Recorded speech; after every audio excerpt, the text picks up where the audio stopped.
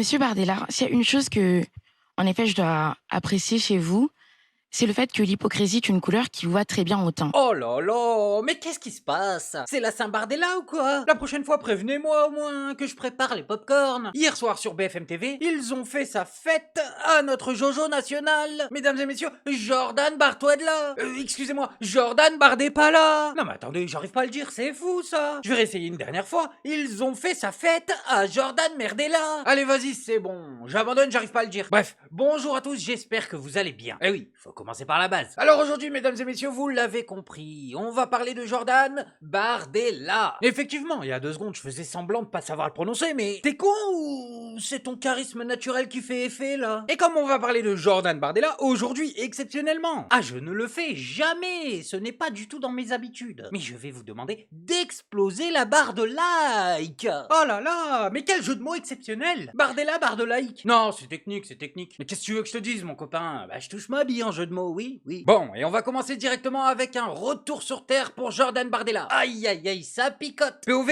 quand la réalité te rattrape. Vous défendez beaucoup ma communauté, je vais faire le chiffre de service ce soir.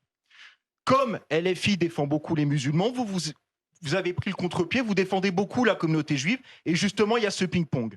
Alors ma communauté est très réceptive justement à ce que vous dites, mais moi je ne tombe pas dans ce jeu-là. Je ne tombe pas dans ce jeu-là, monsieur de Bardella. C'est pas un jeu ce que subissent nos compatriotes de confession juive. Je ne juive, voterai pas, par exemple, pour quelqu'un qui à 18 ans faisait la queue pour prendre une photo avec Jean-Marie Le Pen, pour quelqu'un qui en 2023, c'était il y a 2 ans, disait « Je ne pense pas que Jean-Marie Le Pen soit antisémite, mais on est revenu sur la bourde parce que justement on a vu que ça avait été une maladresse. » Vous parlez du groupuscule tout à l'heure, les groupuscules d'extrême droite, il y en a partout. Mais quel culot, monsieur Bardella. J'ai fait une fac que vous connaissez bien, ça s'appelle la fac Assas. Vous connaissez bien les groupuscules qui régnaient là-bas à Assas, le GUD. Ça vous dit quelque chose, puisque vous fréquentiez... Je n'ai jamais été au GUD, moi. Vous fréquentiez régulièrement Frédéric Chatillon. On ne peut pas nier le contraire. Vous fréquentiez très régulièrement sa fille. Donc Frédéric Chatillon, qui est un membre assidu du GUD, qui est il faut que Jordan Bardella vous réponde aussi, Elie. un soutien fervent de plusieurs régimes très totalitaires. Donc c'était pour vous dire que ce petit jeu que vous faites pour contrebalancer sur LFI, qui est à fond sur le musulman, et donc vous justement pour parler avec ces menaces-là, je vous voulais dire qu'une partie justement de la communauté n'est pas dupe. Vous savez, en 2025, il y a un responsable politique qui a été reçu en Israël et qui s'est rendu à Yad Vashem.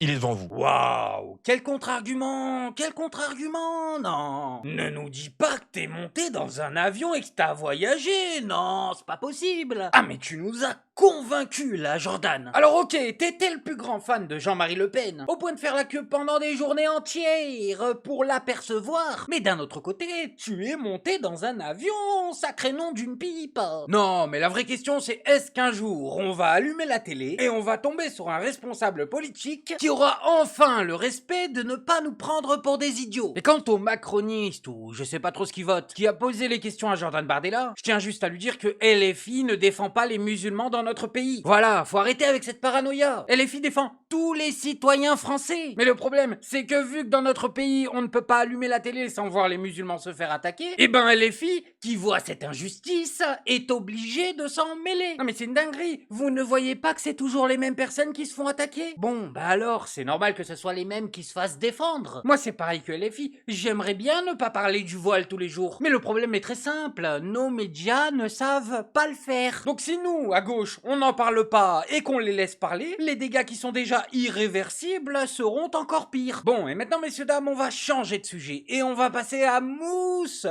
Rien que ça, le moussaillon. Nul autre que Gérald Moussa Darmanin, messieurs, dames. Ah là là. Moussa, c'est le rouillard. Bon, alors aujourd'hui, les amis, il est venu nous expliquer quelque chose de très important. Alors, concentrez-vous. Commencez pas à être agité, ça va vite de louper l'info. Apparemment, la justice est trop laxiste. Eh oui, je sais, vous tombez de votre chaise. Selon Gérald Moussa Darmanin, il faudrait la durcir. Bon, ok, il a lui-même été accusé de V par une femme. Et tout récemment, il a été d'une complaisance incroyable avec Nicolas Sarkozy. Mais quand même, il faut durcir la justice, il vous dit. Ok, pas pour lui et ses copains. Mais il y a un moment aussi, les moldus, vous faites trop les malins. Est-ce que la justice est efficace?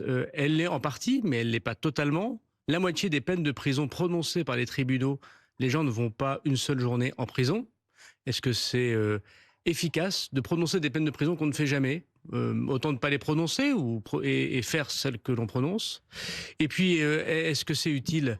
Il y a 70% de récidives dans notre pays. Quand les détenus sortent de prison, ils récidivent 7 fois sur 10. Ça montre que notre système n'est pas efficace. Quand je vous écoute, c'est un constat terrible. C'est un constat terrible parce que la justice, c'est très important pour l'égalité entre les femmes et les hommes. Ça cimente évidemment la démocratie, ça nourrit le populisme que de voir une justice inefficace. Je constate malheureusement que tous les pays européens ont les mêmes difficultés parce que nous avons basé notre système de justice sur le fait qu'il fallait être très récidiviste pour pouvoir être sanctionné lourdement. Mais vous n'avez pas de honte en fait. C'est ça, vous n'êtes pas né avec la capacité d'avoir honte. Non, parce que nous, en fait, demain on va voler une pomme et on va finir au cachot. Alors que vous volez des millions, on ne vous met même pas en prison et comme Nicolas Sarkozy et Marine Le Pen, vous criez à l'harcèlement judiciaire. Vous ne dites même pas que c'est de l'injustice, vous dites simplement que c'est de l'harcèlement. Et en plus, il y en a pas un qui se dit dans ce pays, alors qu'on le sait depuis des siècles, hein. On le sait depuis des siècles. Mais les gars, au lieu de construire des prisons, et si on se mettait à construire des écoles correctes? Bon, et maintenant les amis, on va encore changer de sujet. On va parler de Blanche Gardin, l'humoriste, talentueuse, tout le monde le sait, et qui pourtant, en ce moment, a du mal à payer son loyer. Et oui les amis, il faut se réveiller, elle se fait boycotter. On l'a interdit de faire son métier. Depuis qu'elle a fait un sketch sur le sujet qui fâche, son téléphone ne sonne plus. Pire que ça, les portes se sont fermées, les ponts repliés. Il y a vraiment des vraies conséquences, voilà, des vraies conséquences sur ma vie matérielle. Avoir de revenus, en fait, voilà, il y a des conséquences quand même. Oui. Oui, bah oui. Bah, c'est-à-dire que tu prends les yaourts les moins chers. Oui, il n'y a pas que ça. Oui, bon, là, je dois quitter mon appartement. À mon tour. Ah non, mais je veux dire, personne n'imagine que Blanche Gardin puisse en être à devoir quitter son appartement. Ah bah non, mais ok.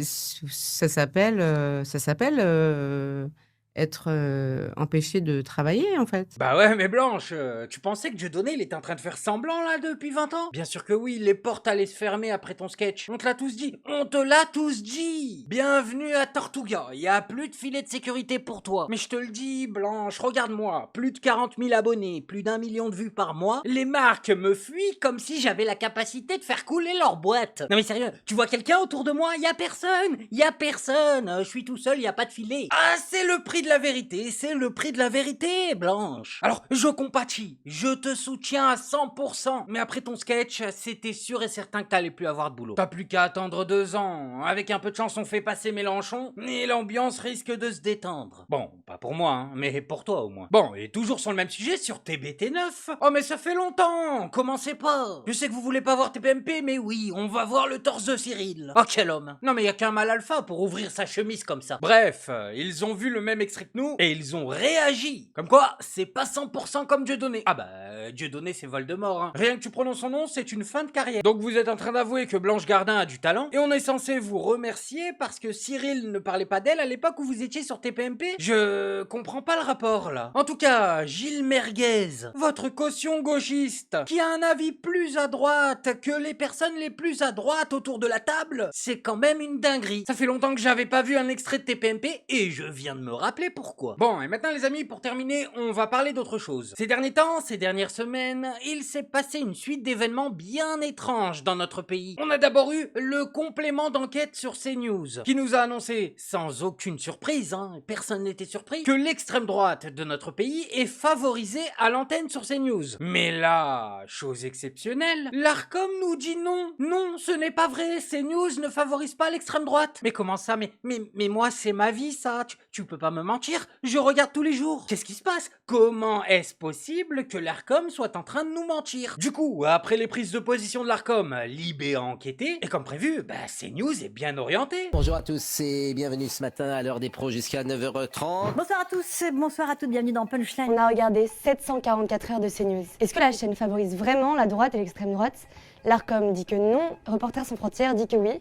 Alors à Check News, on a vérifié. Tout part d'un reportage de complément d'enquête diffusé fin novembre. À l'intérieur, une étude de Reporters sans frontières qui affirme que la droite et l'extrême droite sont privilégiés sur CNews aux heures de grande écoute. Mais le point contre-attaque en citant l'Arcom et remet en cause l'étude. Le sujet de complément d'enquête est coupé à la dernière minute. Alors pour vérifier, on s'y est mis 744 heures de CNews, oui c'était très long. Les matinales, les prime time, les éditions de la mi-journée et jusqu'au milieu de la nuit, on a regardé un mois de programme de la chaîne. Et là, surprise, pas vraiment.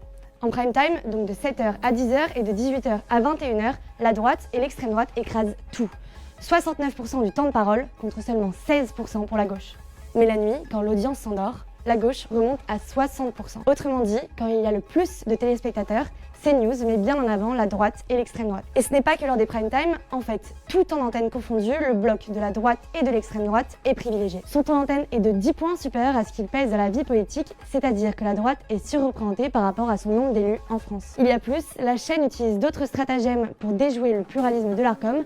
Pour les découvrir et les comprendre, retrouvez notre enquête sur le site de Libération. Non mais je comprends plus rien. L'Arcom qui nous dit que CNews n'est pas orienté, alors que l'Arcom elle-même a fait tomber C8, la chaîne cousine à CNews, pour 1 million de fois moins que ce qui est dit en direct tous les jours sur CNews. Je veux dire, factuellement, Cyril Hanouna et toute son émission n'est jamais, au grand jamais allé aussi loin que Pascal Praud. Alors oui, il a favorisé Bardella, le RN et tout, mais on n'est certainement pas au niveau de Pascal Praud. Oh, Pascal Praud a quand même accusé en direct les étrangers d'être responsables des punaises de lit. Bon bref, moi je voulais juste vous montrer ça. Maintenant, faites-vous votre avis tout seul. Faites attention à vous, faites attention à ce que vous regardez. Like, abonnez-vous et oubliez pas, le petit com qui fait plaisir. Et on n'oublie pas le petit com qui fait plaisir.